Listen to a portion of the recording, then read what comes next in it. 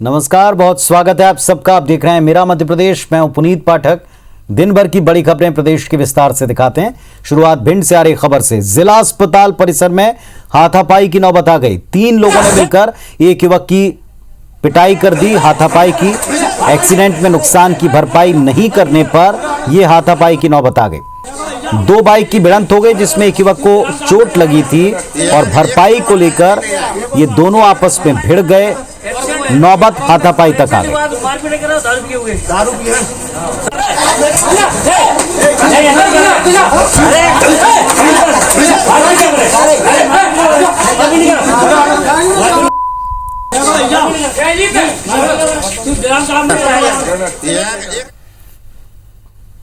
Congress party ने आज जमकर प्रदर्शन किया। पेट्रोल, डीजल, रसोई गैस की कीमत में बढ़ोतरी के खिलाफ कांग्रेस ने मोर्चा खोला। आज भोपाल में कांग्रेस और युवा कांग्रेस ने केंद्र और राज्य की बीजेपी सरकार के खिलाफ जमकर विरोध प्रदर्शित किया। पूर्व मेयर विभा पटेल ने पिपलानी पेट्रोल पंप के बाहर अपने समर्थकों के साथ विरोध दर्शाया। अपने सिर पर गैस सिलेंडर रखा और विरोध किया। कांग्रेस के कार्यकर्ताओं ने प्रदर्शन के दौरान प्रधानमंत्री मोदी का मुखौटा पहना। वहीं युवा कांग्रेस ने बोर्ड ऑफिस चौराहे पर एक अलग तरह का प्रदर्शन करते हुए बाइक को फांसी लगा दी, सुसाइड कराया और फिर बोर्ड ऑफिस चौराहे से डीबी मॉल तक बाइक की अर्थी निकाली। कार्यकर्ताओं ने पेट्रोल डीजल के बढ़े दाम के खिलाफ जमकर नारेबाजी की। कांग्रेस नेताओं ने सरकार से पेट्रोल, डीजल, रसोई गैस जैसी जरूरी चीजों का दाम कम करने की मांग की। मध्य प्रदेश कांग्रेस ने पेट्रोल, डीजल और रसोई गैस के बढ़े दाम के खिलाफ 20 फरवरी को आधे दिन के प्रदेश बंद का आह्वान किया। पूर्व सीएम कमलनाथ ने ट्वीट किया, पेट्रोल, डीजल और रसोई गैस के दाम लगातार बढ़ रहे हैं, लेकिन जो महंगाई से राहत के नाम पर सत्ता में आए थे वो आज जनता को महंगाई की आग में झोंक रहे हैं। ऐसे में कांग्रेस इस सरकार को कुंभकर्णी नींद से जगाने के लिए 20 फरवरी को स्वेच्छा से आधे दिन के प्रदेश बंद का आह्वान करती है।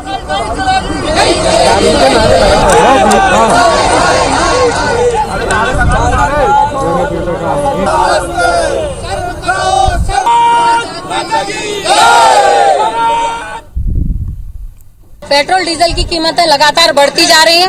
मोदी जी ने सपने दिखाए थे, जब 400 रुपए गैस का सिलेंडर होता था तब भारतीय जनता पार्टी को वो दिन बुरे लगते थे, लेकिन आज गैस का सिलेंडर 800 के लगभग पहुंचता जा रहा है और ऐसे में गृहिणियां क्या करें? महिलाओं का जो बजट है वो बिगड़ता जा रहा है। हम राज्य शासन से कहना चाहते हैं कि वैट टैक्स वापस लें और महिलाओं को राहत पहुंचाएं।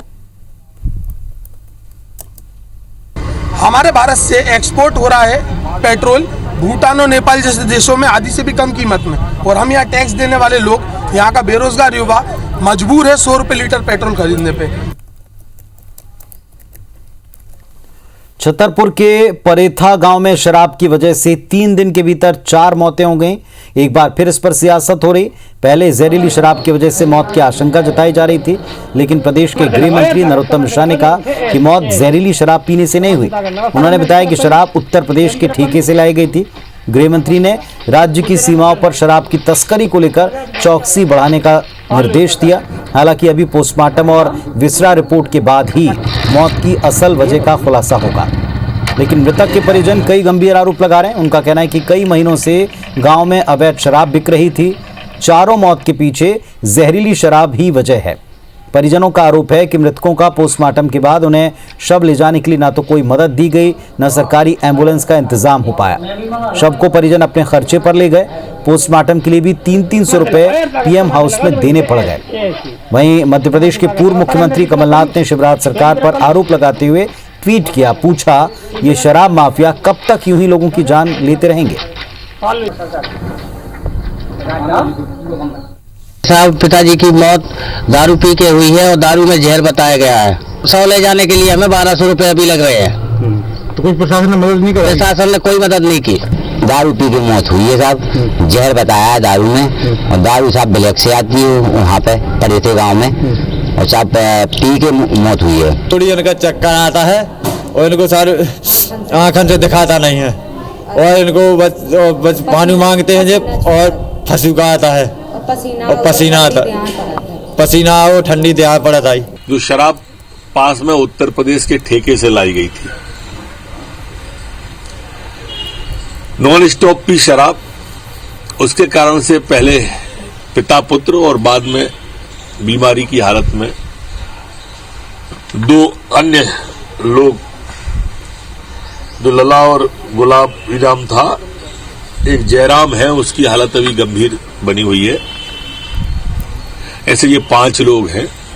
उत्तर प्रदेश से लाके कुछ लोग स्टॉक करके शराब बेचते हैं, हम उनके खिलाफ कार्रवाई करने जा रहे हैं। बॉर्डर के जिले जितने हैं वहां भी हम इस तरह की चौकसी बढ़ाने की हिदायत दे रहे हैं।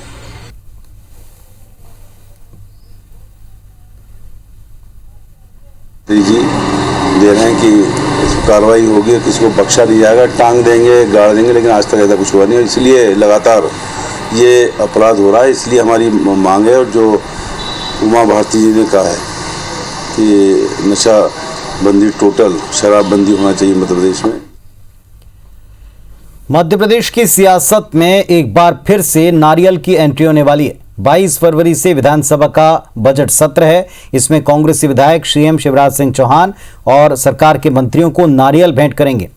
कांग्रेस का यह कहना है कि नारियल भेंट करके सरकार को उन वायदों की याद दिलाएंगे जिन्होंने उपचुनाव में वोट के समय नारियल फोड़कर किए थे। कांग्रेस विधायक पीसी शर्मा ने कहा, बीजेपी सरकार ने उपचुनाव जीतने के लिए जमकर नारियल फोड़े थे, भूमि पूजन किए थे, कार्यक्रम किए थे, लेकिन चुनाव जीत जाने के बाद उनमें से कोई काम आगे नहीं बढ़ा। इसलिए विधानसभा सत्र के दौरान सीएम और मंत्रियों को नारियल भेंट कर उनके वायदों की याद दिलाई जाएगी। इधर बीजेपी ने तंज कसते हुए कहा कि हमने तो कांग्रेस को पहले ही नारियल भेंट कर सत्ता से विदा कर दिया। ये चुनाव जो हुए 28 बाई इलेक्शन में बहुत बड़ी बड़ी घोषणाएं की थी मुख्यमंत्री जी ने और मंत्री तो विधायक दल में तय करेंगे कि इनको याद दिलाया जाना चाहिए कि नारियल तो फोड़ दिए, पर उस नारियल को फोड़ के जो आपने वादा किया था उसका क्या हुआ, ये सवाल वहाँ निश्चित तौर पर पूछे जाएंगे, और उसके लिए हम नारियल भी भेंट कर सकते हैं। नारियल तो हमने भेंट कर दिया उनको, कांग्रेस वालों जो करना था कर दिया। नारियल भेंट करके उनकी विदाई तो कर दी है, क्योंकि 15 महीने में जो उन्होंने कहा था वो कौन से वादे पूरे करे वो खुद ही जानते हैं, और अभी जो रिजल्ट आया वो इसके बारे में ज़्यादा बोलने की जरूरत नहीं। देवास से एक बड़ी खबर, सर्वोदय नगर औद्योगिक क्षेत्र में आग लग गई है। केमिकल फैक्ट्री में आग लगना बताया गया। फैक्ट्री के आसपास के क्षेत्र में अलर्ट जारी किया गया। पुलिस, निगम, दमकल की टीम मौके पर है। बड़ी खबर देवास से, तस्वीरें देखें। सर्वोदय नगर औद्योगिक क्षेत्र में आग लगी है। एक केमिकल फैक्ट्री में आग लगना बताया गया। फैक्ट्री के आसपास के क्षेत्रों में अलर्ट है। पुलिस, निगम की टीम, दमकल टीम मौके पर पहुंच गई।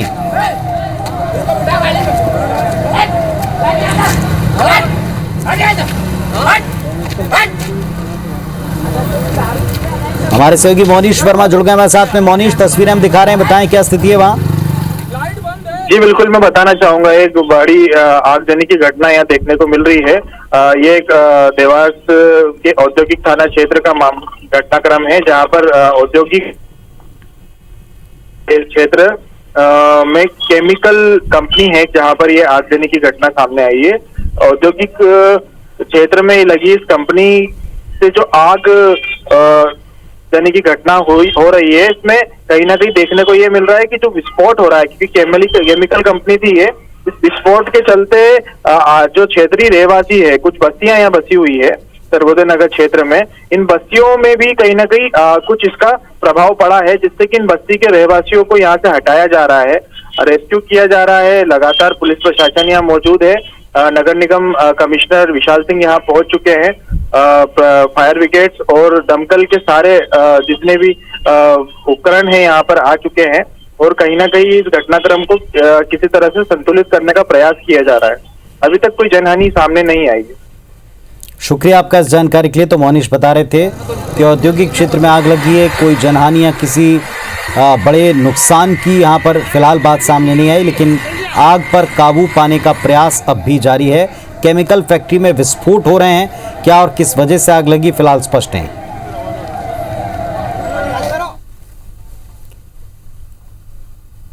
अब तक मध्य प्रदेश में भले ही नगरीय निकाय चुनाव की तारीखें घोषित न हुई हों, लेकिन चुनाव को लेकर सियासी शोर जमकर सुनाई पड़ने लगा। चुनाव को लेकर वोटर लिस्ट में नाम जोड़ने और काटने का सिलसिला जारी। इस पर कांग्रेस पार्टी का एक प्रतिनिधि मंडल राज्य निर्वाचन आयोग पहुंचा। कांग्रेस ने फर्जी मतदाता सूची को लेकर अपनी शिकायत दर्ज कराई। कांग्रेस प्रतिनिधिमंडल ने राज्य निर्वाचन आयोग से शिकायत की कि सत्ता के दबाव में वोटर लिस्ट में बीएलओ गड़बड़ी कर रहे हैं। आरोप लगाया कि उन वोटर्स के नाम काटे जा रहे हैं जो सही हैं। कांग्रेस ने राज्य निर्वाचन आयोग से मांग की कि 2014-15 की वोटर लिस्ट के आधार पर नाम हटाए जा रहे हैं, जबकि 2014-15 के बाद 2018-19 में विधानसभा और लोकसभा के चुनाव हो चुके हैं। इसी वोटर लिस्ट के आधार पर नाम काटे जाने चाहिए, लेकिन पुरानी लिस्ट का इस्तेमाल हो रहा है। जो चुनाव हुए थे नगरीय निकाय की, उसकी जो मतदाता सूची थी वो विधानसभा लोकसभा से अलग होती है। आज की स्थिति में 2014-15 की मतदाता सूची कोई फिर रिकॉर्ड पर लेकर कार्रवाई करने का शुरू काम किया है, जबकि इसके बाद तो 2 चुनाव हो चुके हैं, लोकसभा चुनाव हो चुके हैं, विधानसभा चुनाव हो चुके हैं। तो विधानसभा चुनाव, लोकसभा चुनाव की मतदाता सूची है जो अभी 15 जनवरी 2021 को मुख्य निर्वाचन पदाधिकारी द्वारा तैयार की गई है, हमारा कहना उसी को माना जाए, उसमें हेरफेर नहीं किया जाए, उसके आधार पर ही लोगों की वो की जाए और नाम किसी का भी नहीं काटा जाए। राजधानी भोपाल के सीनियर पूर्व पार्षदों के सितारे इस चुनाव में गर्दिश में रह सकते हैं, चाहे भाजपा या कांग्रेस। दोनों का फोकस अब की बार यूथ पर है। राजनीतिक दलों का युवाओं के प्रति ये रुझान देखकर पूर्व पार्षदों में, सीनियर पार्षदों में बेचैनी है, क्योंकि ऐसा होने पर उनका टिकट खतरे में पड़ सकता है। कांग्रेस में सबसे ज्यादा बार पार्षद रहे नगर निगम के पूर्व नेता प्रतिपक्ष मोहम्मद सगीर के लिए भी टिकट की राह आसान नहीं है। सगीर 1994 से पार्षद का चुनाव लड़ते आए। हालांकि टिकट के लिए सगीर जोर शोर से फिर जुटे हुए। इधर बीजेपी में सुरेंद्र बड़ीका 1994 में पहली बार पार्षद बने। महेश मकवाना 1999 से पार्षद हैं। दोनों पूर्व पार्षदों के लिए इस बार टिकट की राह थोड़ी कठिन रह सकती है। कृष्ण मोहन सोनी का वार्ड महिलाओं के लिए आरक्षित होने के बाद कृष्ण मोहन की नजर दूसरे वार्डों पर है, लेकिन दूसरे वार्ड से भी यूथ दावेदार हैं, इसलिए टिकट इतना आसान नहीं होगा। हमारे यहाँ पीढ़ी परिवर्तन एक प्रक्रिया है। नए कार्यकर्ता आते हैं, नई ऊर्जा के साथ काम करते हैं, वरिष्ठों का उनको मार्गदर्शन मिलता है, उनको भी काम करने का मौका मिलता है और दूसरे युवाओं को भी मिलता है। तो जो जीतेगा उसको मौका मिलेगा।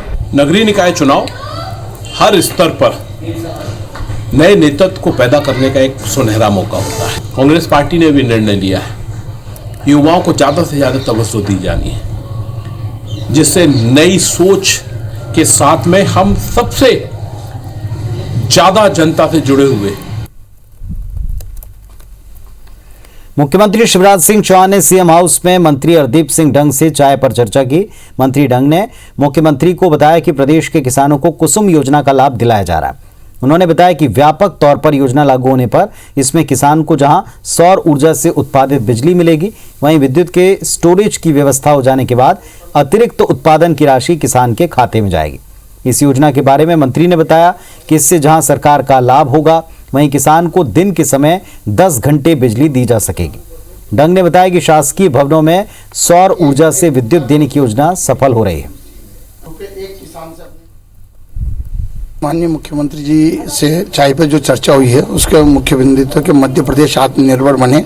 उसमें हमारा जो विभाग है रिन्यूएबल एनर्जी, उससे कितना अच्छा प्रदेश को और आगे ले जा सकें। और मेरा मानना है कि इसमें भविष्य में बहुत संभावना है, जिससे आम जनता को, किसानों को और सरकार को इसका फायदा हो सकता है। मुख्यमंत्री शिवराज सिंह चौहान ने पूर्व केंद्रीय मंत्री स्वर्गीय आरिफ बेग को याद किया। आरिफ बेग की 86वीं जयंती पर भोपाल के रविंद्र भवन में एक कार्यक्रम रखा गया, जिसमें मुख्यमंत्री शामिल हुए। उन्होंने कहा कि स्वर्गीय आरिफ बेग चलती फिरती पाठशाला थे। मैंने उनसे भाषण कला सीखी। सीएम ने आपातकाल के दौरान आरिफ बेग के साथ जेल में बिताए वक्त याद किया। इसके अलावा सीएम शिवराज ने कहा कि माताओं बहनों के सम्मान पर प्रदेश में आंच आने नहीं दी जाएगी। विकास और मजबूत कानून व्यवस्था सरकार की प्राथमिकता है। राज्य शासन की योजनाओं का लाभ सबको मिले, सभी वर्गों के बीच में सद्भाव जरूरी है। यही भाईचारा हमारी ताकत है। बेग साहब एकता, शांति, प्रेम और भाईचारे के प्रतीक थे और वो एक व्यक्ति नहीं, संस्था थे जिन्होंने सारी उम्र देश की एकता बनाए रखने के लिए काम किया। भारतीय जनसंघ और भारतीय जनता पार्टी को आगे बढ़ाने में उनका बड़ा योगदान है। राष्ट्रीय स्वयंसेवक संघ के वरिष्ठ प्रचारक इंद्रेश कुमार ने दावा किया कि आने वाले 5 से 15 साल में पाकिस्तान भारत का हिस्सा होगा। इसके लिए मुस्लिम समुदाय के लोग दुआ करें, खुदा उनकी इबादत को स्वीकार करेगा। इंद्रेश कुमार जबलपुर में आयोजित मुस्लिम राष्ट्रीय मंच के समरसता सम्मेलन में मुख्य वक्ता के तौर पर शामिल होने आए थे। इंद्रेश कुमार ने एक मकान एक दुकान मध्य प्रदेश में तो एक मकान एक दुकान पाकिस्तान के किसी भी शहर में होने के नारे लगवाए। अयोध्या में राम मंदिर निर्माण के लिए समर्पण निधि जुटाने संघ के प्रचारक देश भर में भ्रमण कर रहे हैं और इसी के तहत इंद्रेश कुमार यहाँ हैं। उन्होंने दोहराया कि पाकिस्तान का भारत में शामिल होना तय है और ये किसी पार्टी या संगठन के एजेंडे में नहीं बल्कि नियति ने ऐसा लिख रखा है। कार्यक्रम को महामंडलेश्वर स्वामी अखिलेश्वरन गिरी महाराज समेत संघ के वरिष्ठ पदाधिकारियों ने संबोधित किया। इस मौके पर राष्ट्रीय मुस्लिम मंच की ओर से राम मंदिर के निर्माण के लिए समर्पण निधि भेंट की गई।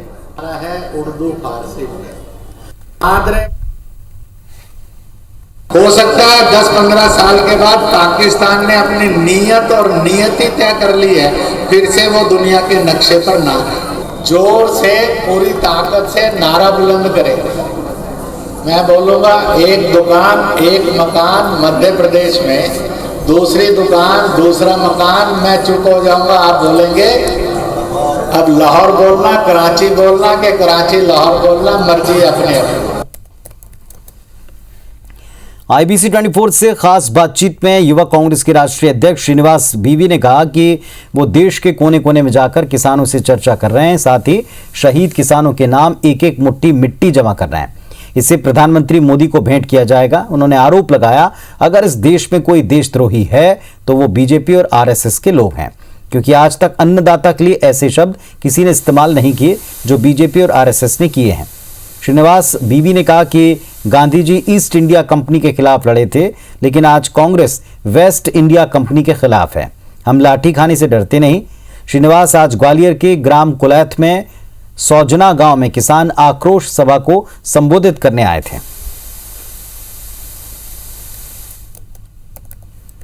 ये गुंगे बेरे निकम में सरकार किसी का बात नहीं सुनता है। ये सरकार को उखाड़ के फेंकने का काम इस देश का जनता करेगा। जो ये लोग को कोई विजन नहीं है, ये टेलीविजन सरकार है। सब मैनेजमेंट इवेंट मैनेजमेंट बना के देश को जनता को मूर्ख बनाने में लगा है। इस देश का युवा ये सही तरीके से इनको सबक सिखाने का काम करेगा।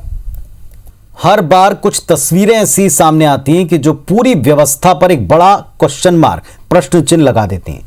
इंदौर में बुजुर्गों के साथ लगातार अमानवीयता की हदें पार हुई। ताजा एक मामला सामने आया जहां एक लाचार बुजुर्ग महिला का वीडियो वायरल हो रहा है। वीडियो में एक बुजुर्ग महिला शहर के बिजासन टेकरी के पास सड़क किनारे पड़ी हुई है। उसके पैर में कीड़े लगे हैं। एक राहगीर ने जब महिला की मदद करनी चाहिए और उससे एमवाय अस्पताल ले जाने की बात कही तो बुजुर्ग महिला गिड़गिड़ाने लगी। वो कहती कि एमवाय अस्पताल कसाई खाना है, वहां ना ले जाया जाए। वीडियो में बुजुर्ग महिला ये कहती सुनाई दिखाई पड़ रही कि उसकी ये हालत एमवाय अस्पताल ने की। बुजुर्ग महिला का कहना है कि उसके साथ एमवाय अस्पताल ने कसाईपन किया, लिहाजा वो एमवाय अस्पताल नहीं जाना चाहती। वो तो यहाँ तक कहती है कि जहर खाकर खुदकुशी कर लेगी, लेकिन एमवाय अस्पताल नहीं जाएगी। बुजुर्ग महिला ने कहा उसे चिमन बाग शमशान तक छोड़ दिया जाए, पर अस्पताल न छोड़े। वीडियो वायरल होने के बाद प्रशासन ने महिला को अरबिंदो हॉस्पिटल में एडमिट कराया। कलेक्टर ने कहा कि बुजुर्ग महिला का नाम पुष्पाबाई है, ये डबल MA है। कुछ दिन पहले उसकी मां का निधन हुआ और उसके बड़ा गणपति क्षेत्र में एक फ्लैट की भी जानकारी मिली, लेकिन रिश्तेदारों ने फ्लैट पर कब्जा कर लिया, हड़प लिया और बुजुर्ग महिला को दर दर की ठोकरें खाने के लिए छोड़ दिया। कलेक्टर ने एमवाय अस्पताल में बुजुर्ग महिला का रिकॉर्ड निकालने के साथ इलाज में क्या लापरवाही हुई, अगर ये समझ में आता है, पकड़ में आता है, तो कार्रवाई करने का निर्देश दिया।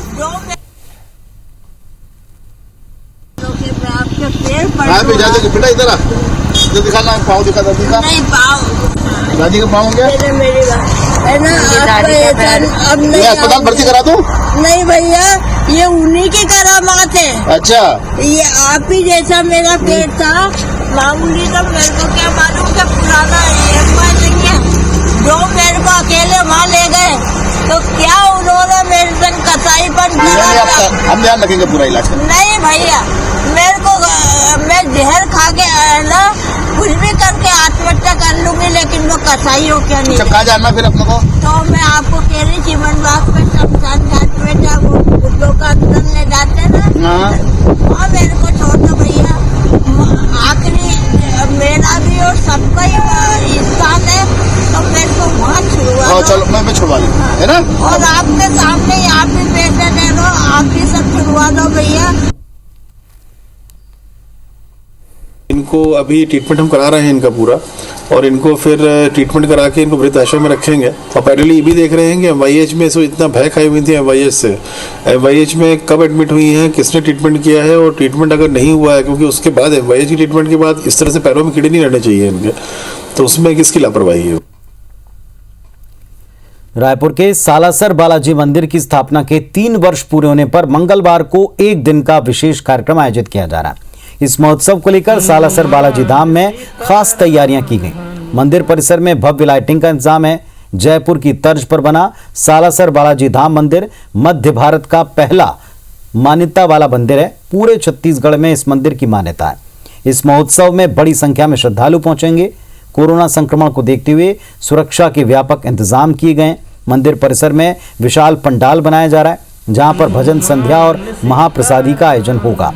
इसके अलावा पूरे मंदिर परिसर में फूलों की विशेष सजावट के लिए कोलकाता से स्पेशल कारीगर बुलवाए गए। मंगलवार को सुबह बालाजी भगवान का अभिषेक होगा। इसके बाद सुबह 10 बजे से 2 बजे तक भगवान को सवामणि भोग चढ़ेगा। साथ ही सुबह 11 बजे से सुंदरकांड का पाठ होगा। शाम के समय जीवन प्रबंधन गुरु पंडित विजय शंकर मेहता जी हनुमान जी के 7 रिश्ते विषय पर कथा का वाचन करेंगे। शाम को कथा हनुमान जी की है। मैं स्वयं अपनी शब्दांजलि हनुमान जी को अर्पित करूंगा। हनुमान जी के 7 रिश्ते हैं अलग अलग पात्रों से, रावण, विभीषण, सुग्रीव, लक्ष्मण, भरत, सीता जी और राम जी। उस पर प्रकाश डालते हुए एक छोटी सी राम कथा कल यहाँ होगी। कि पिछले साल हमको लोगों को बताना पड़ा था, इस साल पिछले साल से ज़्यादा लोग आ रहे हैं और बिना किसी प्रचार प्रसार के आ रहे हैं। सवामणि भोग, दोपहर में 56 भोग और यहाँ भंडारे का कार्यक्रम है। शाम को विजय शंकर मेहता जी का हनुमान जी के ऊपर प्रवचन है, हनुमान जी के 7 रिश्ते। तो इस बुलेटिन में फिलहाल इतना ही। तमाम खबरों अपडेट्स के लिए आप देखते रहिए IBC 24। नमस्कार।